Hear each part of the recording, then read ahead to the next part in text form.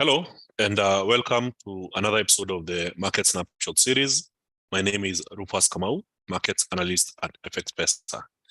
So today, we are going to be having quite a busy day. Yesterday, we had quite some big momentum happening out of the announcement of US inflation data. Then today, the key focus moves on to the ECB interest rate decision, as well as the ECB press conference. So we expect a lot of momentum to be happening for both US dollar pairs, US equity indices. We also be looking at increased momentum in euro dollar traders. So if you are a trader who is focused on the euro, expect some form of momentum today. And on top of that, we also be expecting to see some good momentum happening in European equity indices. So let's begin with the economic calendar. And of course, if you can hear me clearly, can you type hi on the live comment section? This will confirm that everything is working just fine.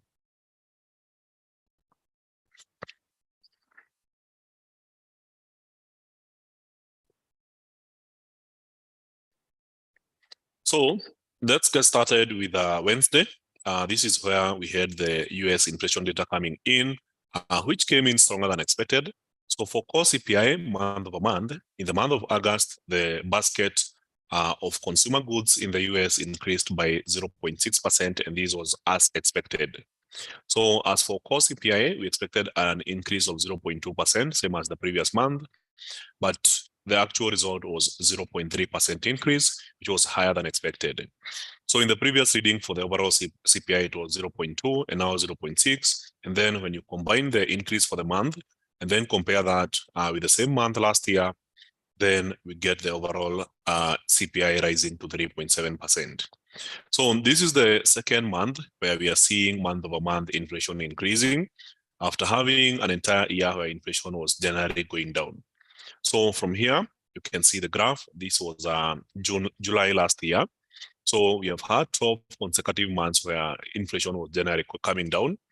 Then in the last month's reading, inflation jumped from 3.0 to 3.2%, then from 3.2% up to 3.7%. So the main contributor of the higher inflation was higher oil prices. And with higher energy prices, then there remains more pressure where inflation could now continue rising higher. So it's quite a worry, and this is leading to the speculation that the Fed might go for another interest rate hike on its next meeting on the 20th of this month. So knowing that, we had quite a number of, sorry, I wasn't sharing that. So these are the numbers we had, 0.3% for core CPI compared to 0.2. CPI 0.6 as expected, but higher than the previous reading of 0.2, and the overall CPI from 3.2% to 3.7%. So now, looking at the charts, apologies for that.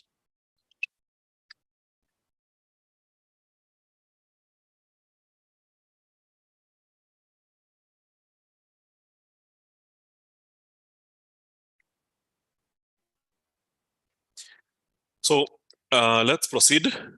Knowing that inflation came in hotter than expected, so the overall expectation was that the dollar would basically strengthen against the against other currencies. So looking at the dollar index, we were expecting a big spike higher, which actually happened, but immediately the price reversed to the opposite direction. So if you go to a smaller time frame, you'll see the big spike that went up and then back downwards, and then the market maintained the same level towards the end of the session. So today, the dollar index started weaker, but then has started recovering as we enter the London session. And we don't know yet what direction the dollar will take, but we'll try to make a speculation out of it. So one thing is clear, for the last 8 weeks, and you can already see from this bottom here, we have had a pretty strong momentum in the dollar. So a majority of the market participants knew that oil prices were rising. If you look at oil prices, you'll see what I'm talking about. So if you go to the daily chart, you'll notice that the last time oil price was trading at this level was in November last year. So the last 2 months have been pretty consistent, where oil prices have been rising, and with this big rise in oil prices, then we were expecting that it was going to affect energy prices in the US and of course have an effect on the CPI. So since everybody knew this, you are expecting the CPI data to come in stronger than expected. And as a result of that, we would basically expect the dollar to be strengthening. So a lot of investors were already betting on a strong dollar as a result of a strong CPI. Okay, as you can see, it's the same period of 8 weeks. So in this case, instead of the market reacting with a dollar rising higher, we saw the opposite reaction, basically meaning that investors had already bought the rumors and they were looking to sell the news. So that's why we had the opposite reaction happening across board, pound USD spiking lower and then making an immediate recovery. We had the Euro USD doing the same, big spike down and then an immediate recovery. And it's so easy to identify these signs. So USD CAD making a jump higher and then a recovery immediately. And of course, if you look at gold, we had a spike downwards and then a recovery, and now it's basically looking to retest yesterday's low. So that was the reaction yesterday. But then, what is driving the markets today? So the markets today are majorly focused on a couple of key data points that will be released later in the day. But before we look at that, let's look at what happened early in the morning. We had the REITs house price balance for the UK coming in at negative 68%, basically meaning that housing prices are cooling off in the UK. Japanese core machinery orders came in weaker than expected at negative 1.1%.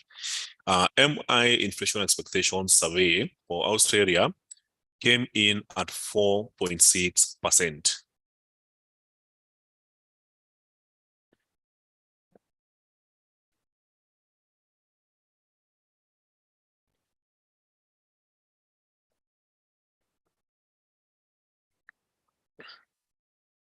So with this 4.6%, I will try and just a moment.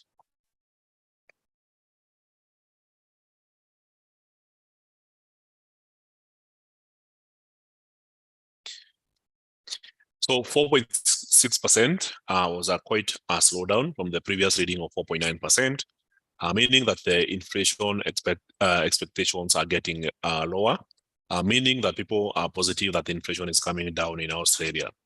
So as for the employment change, the Australian economy created 64.9 thousand jobs.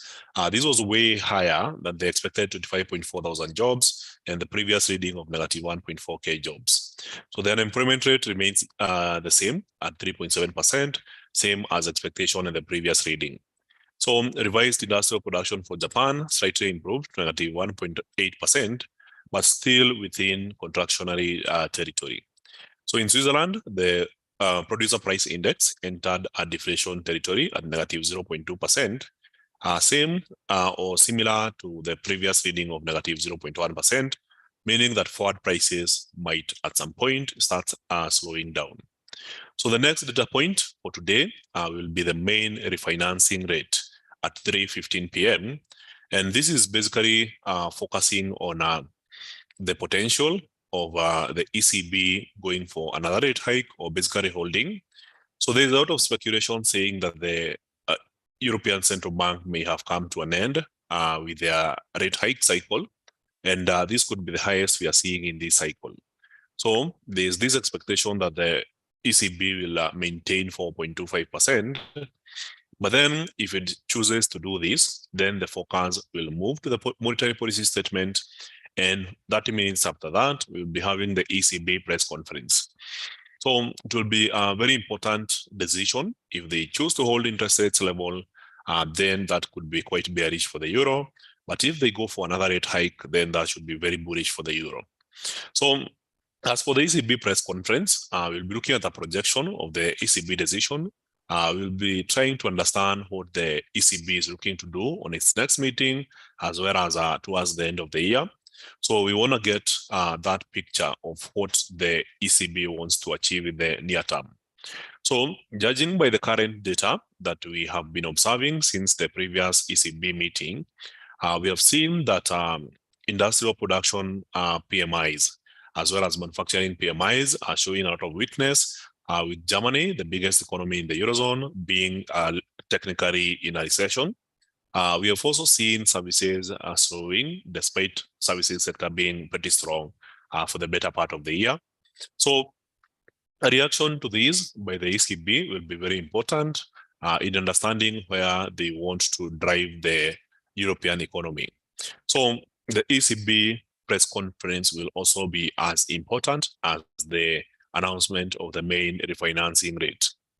Then at 3:30, just 1 hour before the US Open, we will be looking at the wholesale sales from Canada. Then a major event will be the core producer price index, core retail sales, producer price index, and the official retail sales data.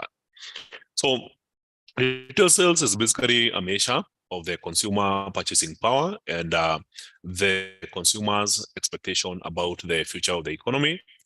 So if you have a strong purchasing power and the future of the economy is positive, then you tend to buy more stuff. And this can be traced using the retail sales data.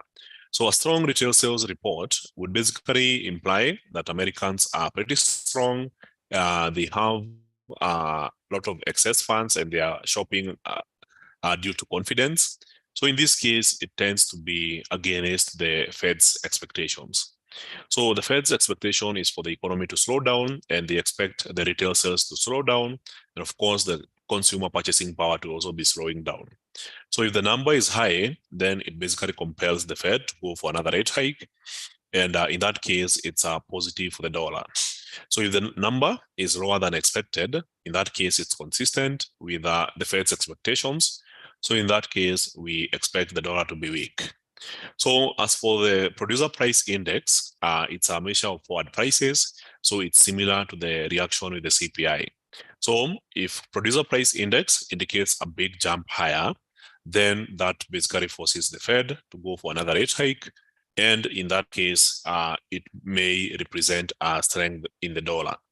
On the other hand, weak producer price index basically means weaker prices. And with weaker prices, that's consistent with the Fed's expectation. Hence, we could be seeing a weaker dollar. So then we have the unemployment claims. So unemployment claims is a weekly data point that basically shows the number of people filing for unemployment insurance. So it's a key data when you're focusing on the job market. And we know if the unemployment claims are rising, that is, there's more people claiming for unemployment insurance, it implies a softening job market, which is consistent with the Fed's expectations. In that case, weak for the dollar. On the other hand, if we are seeing unemployment claims are reducing, it means that more and more people have jobs, there's less people claiming for unemployment insurance, then it basically implies that the job market is tighter, which is tough for the Fed, which basically may force the Fed to go for another rate hike. So these three data points will be released at the same time, and there's a high likelihood that they may not all agree. But if there's 2 versus 1, let's say 2 supporting a strong dollar versus 1 supporting a weak dollar, then we trade in that direction. So as we approach the end of the day, we'll be looking at business inventories from the US at 5 p.m. and natural gas storage at 5:30 p.m. So tomorrow, we look at industrial production in China, retail sales, fixed asset investment, and the NBS press conference before we look at the unemployment rate in China. Then later on in the day, we will be looking at the speech from ECB President Lagarde at 12:45 p.m. Empire State Manufacturing Index, industrial production in the US, as well as the preliminary University of Michigan Consumer Sentiment Survey. So as you can see, today seems like the hottest day of the week. So now we focus on the charts, try to understand the key price levels and the direction the markets might be taking. So starting from the dollar index, we have seen that the dollar index was pretty strong, go to this high, formed a double top formation here, and then kept going down, got to this support here, and then went up and then down, up yesterday, down, and then today. So as you can see, it's more or less like the volatility in this particular market is weakening over time. And whenever you see this, it's easy to observe that the dollar index is entering into a consolidation zone. So by saying a consolidation zone, I am basically implying that the price is taking this direction and the overall movement from the last, I would say, 5 days is just sideways momentum. So the dollar index is neither going up or down, it's just oscillating between two trend lines.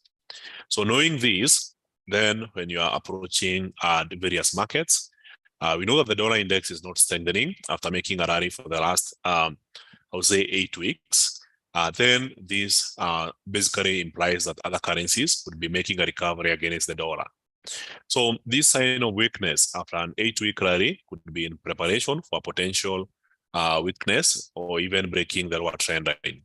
So we could be seeing the dollar index breaking the lower trend line or at least retesting it at 104.333.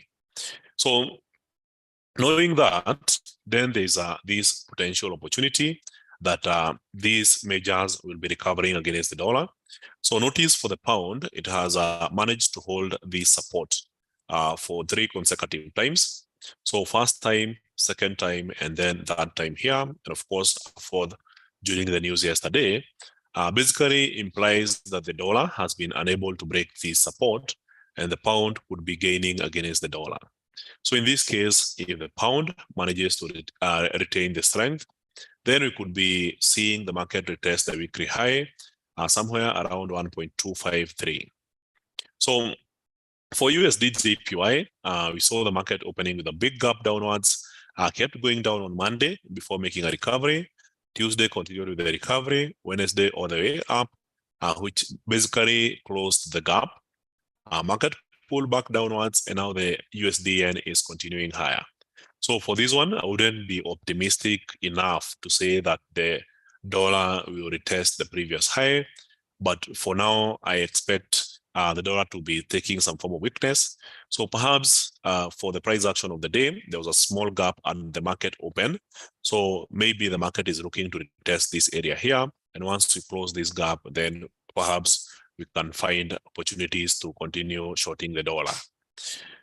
So for Euro USD, this is what we are looking at, a market that found some good support at 1.06931, bounced off strongly, opened with a gap on Monday, Tuesday, pulled back, continues pushing higher. Yesterday, retested this low, moved higher, and today attempted to go up and then pull back downwards. So now the consistent theme in this case is that the euro may be forming some form of a rising channel. So if you now focus on these highs, and then you focus on the lows in the same chart, then you will understand that this is some kind of a pattern that is shaping up, and the market is basically oscillating between the two. So now that you're seeing the euro losing to the dollar after bouncing from the lower trend line, potentially, I expect some further upside momentum with resistances targeted around this area. So also notice, if you are an Euro USD trader, there will be a lot of news between 3:15 to 3:45 through to 4 p.m. So be very careful when trading the Euro today, because you could be experiencing some extreme volatility, which might not be the thing you are looking to trade today. So kindly be patient, look at the news, understand the impact of the news before making a trading decision. So as for USD CAD, it remains on this consistent momentum downwards. So from the 50-minute chart, if I zoom out, you'll notice this sharp momentum downwards. So if you also look at this, you zoom in, then you can see the momentum. It keeps going down and down and down. And this is basically the dollar keeping on losing to the Canadian dollar. But now we know where the value area is. So if you want to continue enjoying the trend, then this is the area to watch. So if potentially the market was to go up and retest this area here, then it would be a nice spot to look for a short selling position, targeting the next momentum downwards. So as for gold, this is what we are looking at. A market that was moving sideways for about 4 days, made a break on Tuesday, retested, then went down. On Wednesday, retested the same area, went down. And today on Thursday, we are attempting to break yesterday's low, which basically implies some further downside momentum.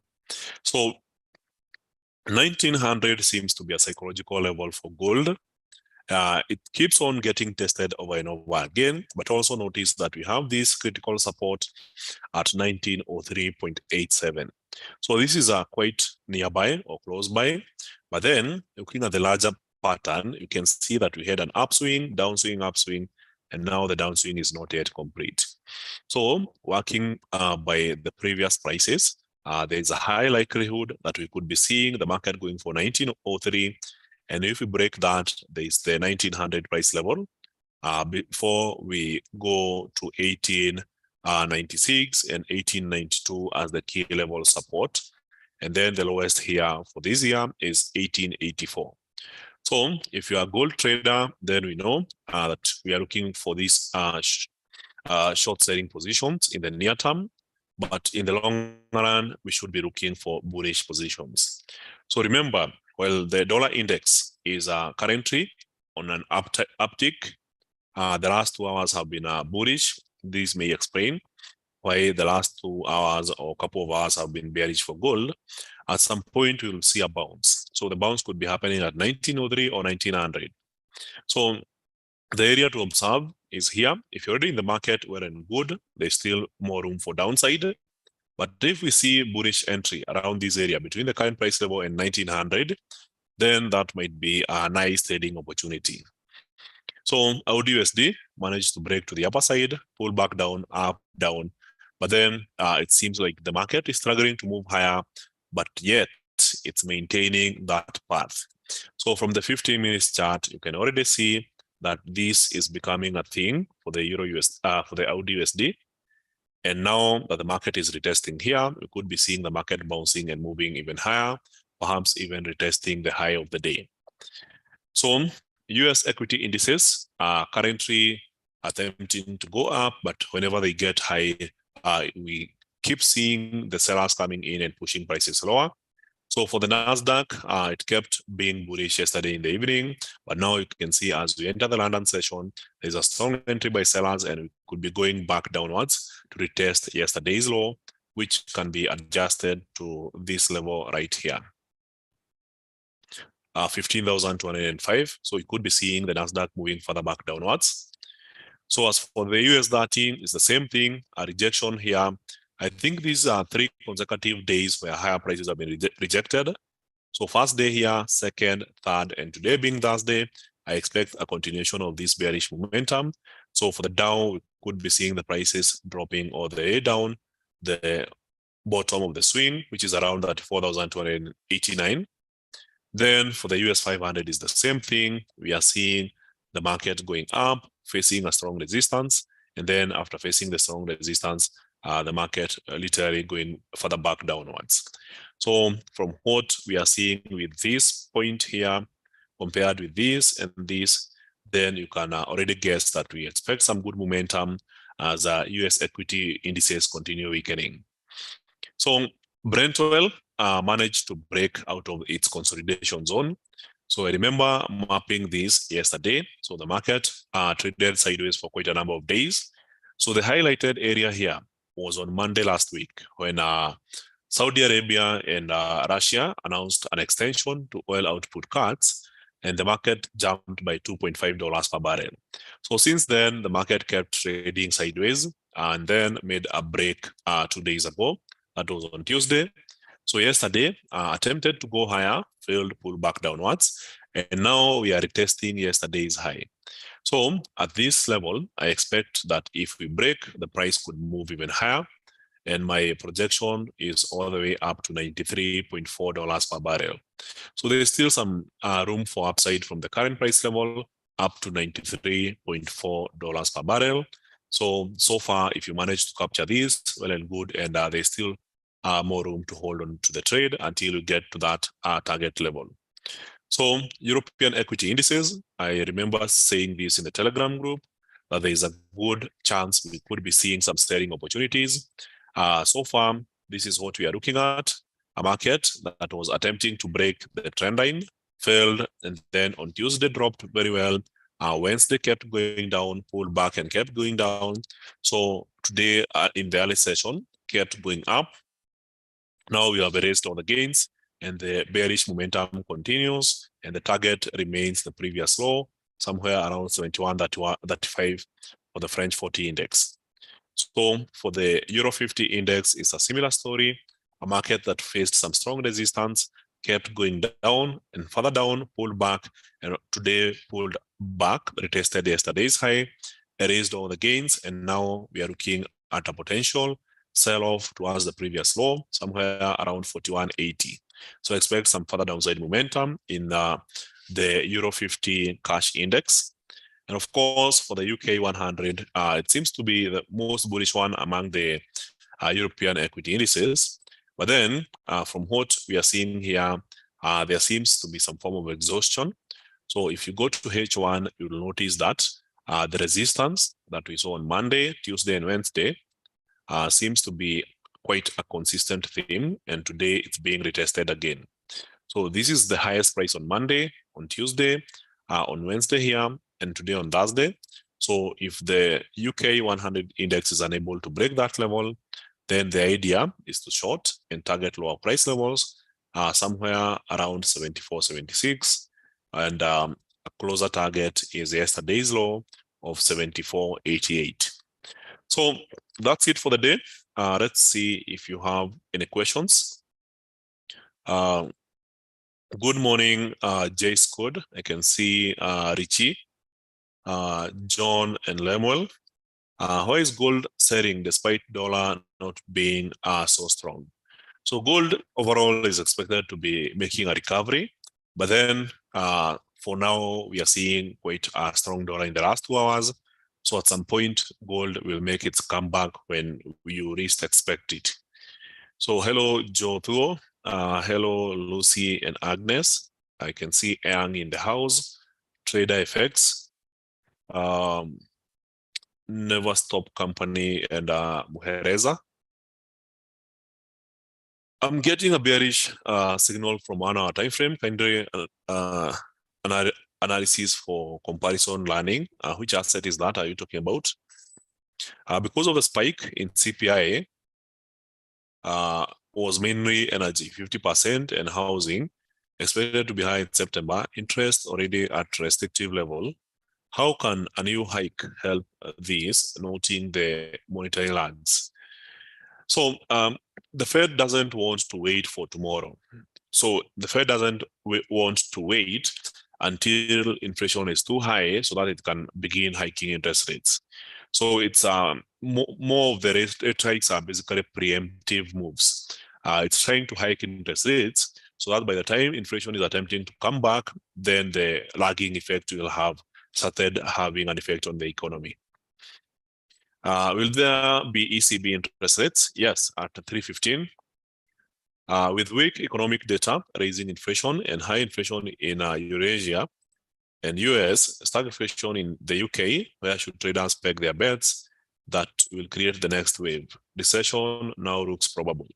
I think the recession narrative is majorly in Germany. Germany is the country that is facing the biggest risk of recession. So we could be seeing out of fireworks coming from the ECB press conference. So with this in mind, based on what we saw yesterday, the dollar being unable to create newer highs means that some form of weakness has started affecting the dollar. So if today's news are basically a very hawkish statement by the ECB, then buying the euro against the dollar might be the way forward for the next couple of weeks. Anything other than that, you might also consider the Canadian dollar, which has been strengthening as a result of strong oil prices. So trading the Canadian dollar as the strong currency or the dollar as the weak currency seems like the way to go. So depending on the news, if the euro is strong, you trade it with a weaker currency, in this case, euro USD.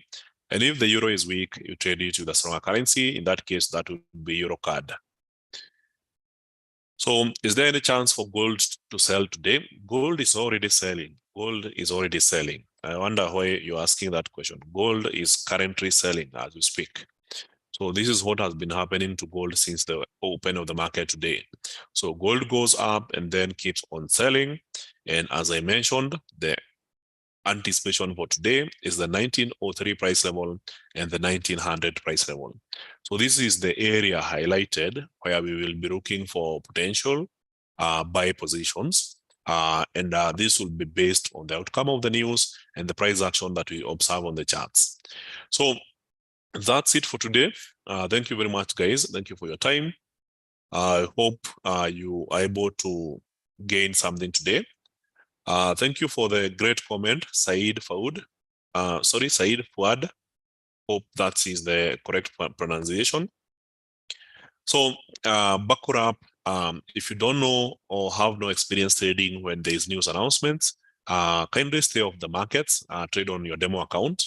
If you have the experience and you enjoy trading high volatility, then this might be a right time for you to squeeze in some pips from the markets. So enjoy the rest of your day. I will be sharing more updates, especially in the Telegram group, as well as on my Twitter account.